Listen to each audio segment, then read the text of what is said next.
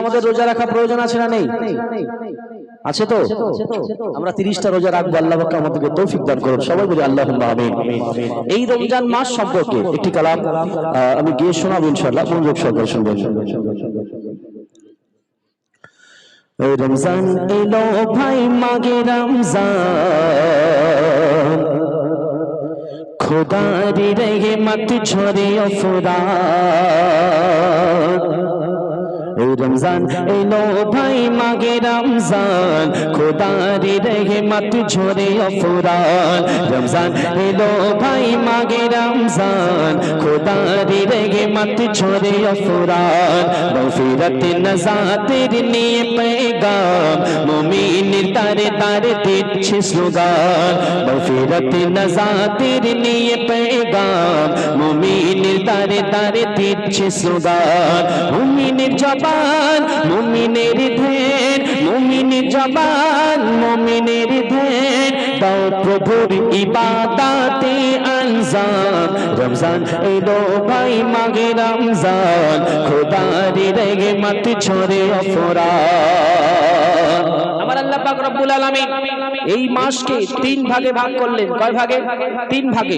প্রথম 10 দিন হলো রহমত, দ্বিতীয় 10 দিন হলো মাগফিরাত এবং শেষের 10 দিন হলো নাজাত। কবি লিখছেন, শুনুন।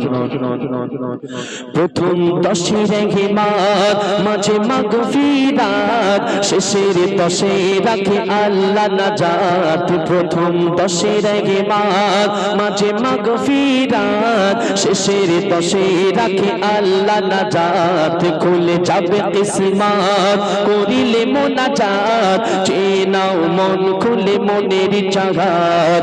এতে গারে কল্যাণ রাখে রহমান, হর কল্যাণ রাখে রহমান। তাই পবিত্র হলো মাগে রমজান।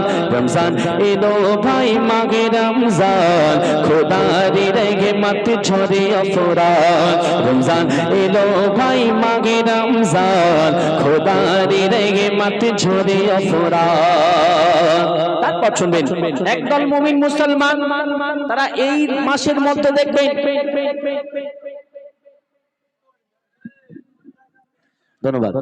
এই মাসে দেখবেন একদল মুমিন মুসলমান তারা মসজিদের মধ্যে অবস্থান করে। কেমন অবস্থান করে? সেটাকে ইসলামের ভাষায় ইতিকাফ বলা হয়। ইতিকাফের শর্ত হলো রোজা অবস্থায় থাকতে হবে। আপনি পার্সোনাল ইতিকাফেও থাকতে পারেন একদিন গিয়ে। আপনি 27 রজনীতেও ভালো করে ইবাদত করার জন্য একদিনের জন্য ইতিকাফে থাকতে পারেন। তবে শর্ত হলো আজকে মাগরিবের পরে বসবেন, আজকে মাগরিবের পরে বসবেন আর কাল মাগরিবের পরে আপনাকে উঠতে হবে। অনেকে মনে করে আসরের নামাজের পরে যেতে হয়, অ্যাকচুয়াল তা নয়। ইসলামিক তারিখ হলো মাগরিব আজান যখন হলো, মাগরিবের ওয়াক্ত যখন শুরু হলো, তখন আমাদের ইসলামিক মোতাবেক দিন শুরু হয়, সন্ধ্যা দিয়ে শুরু হয়। একদম সন্ধ্যা হলো তবেই ইসলামিক ক্যালেন্ডারে একটা তারিখ বাড়ে। তো এই সন্ধ্যার মাগরিবের আগে আপনাকে মসজিদে বসতে হবে আর পরের দিন মাগরিবের ইফতার করেই নামাজ পড়ে আপনাকে মসজিদ থেকে বের হতে হবে। এটা হলো একদিনের ইতিকাফ। এখন মহল্লাবাসীর দায়িত্ব নিয়ে মুমিন মুসলমান তারা ইতিকাফে বসে 10 দিনের জন্য। এই 10 দিন তারা ইতিকাফে বসে আল্লাহর কাছে রোনা জারি করে মানুষদের জন্য, গ্রামবাসী মহল্লার মানুষের জন্য। বলে দিচ্ছেন, শোনান। কোথায় কদর মুমিন বিভোর, রাতে কেঁদে কেঁদে হয় যে কাতর। কোথায় কদর মুমিন বিভোর, রাতে কেঁদে কেঁদে হয় যে কাতর।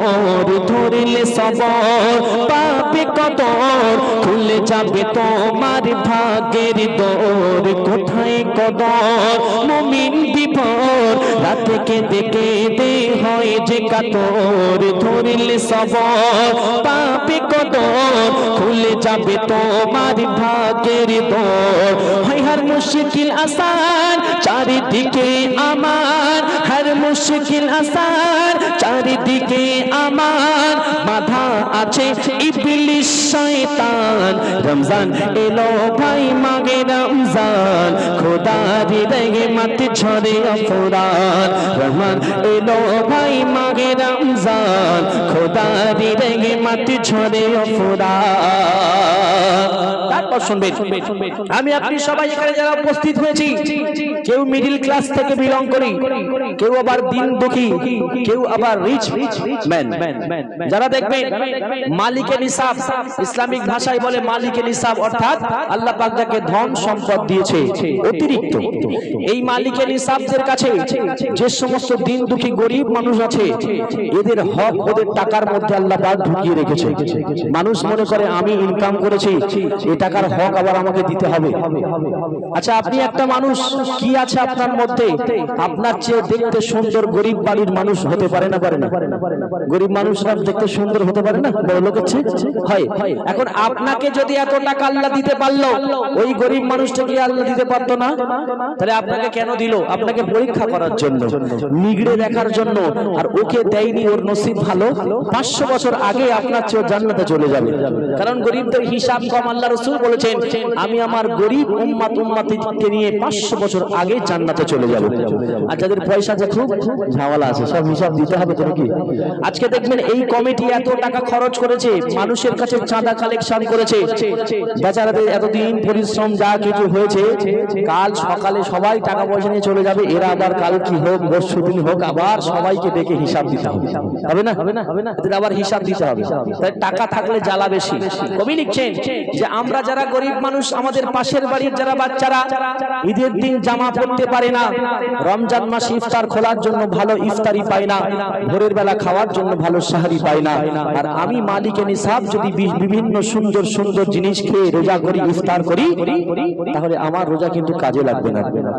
ঈদের দিনে আমি নতুন জামা পরে চলে গেলাম, আর পাশের বাড়ির বাচ্চাটা জামা পেল না, কাঁদতে শুরু করলো, আপনার ওই ঈদ কিন্তু ঈদ হলো না। সবাইকে নিয়ে আনন্দের সঙ্গে পালন করার নাম হলো ঈদ। কবি লিখছেন, শুনুন, গরিব এতিম অসহায় মিসকিন খেয়াল রাখিলে তবে তো মুমিন। গরিব এতিম অসহায় মিসকিন খেয়াল রাখিলে তবে তো মুমিন। দোয়াই আমিন সুম্মা আমিন কবুল করবে না রব্বে করিম।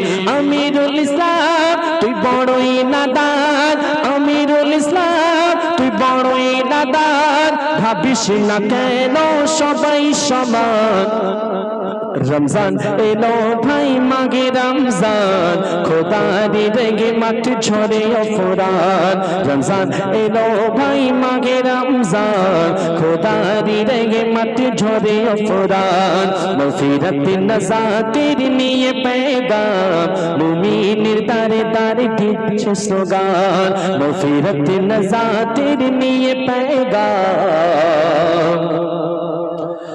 মুমিন দারে দারে দিচ্ছে স্লোগান। আমরা সবাই চেষ্টা করব এই মাসে নিজের যে সমস্ত গোনা খাতাগুলো আমরা জমিয়েছি সারা বছর ধরে, এই মাসের ওসিলায় আমরা এই মাসে যেন সেগুলোকে শেষ করতে পারি।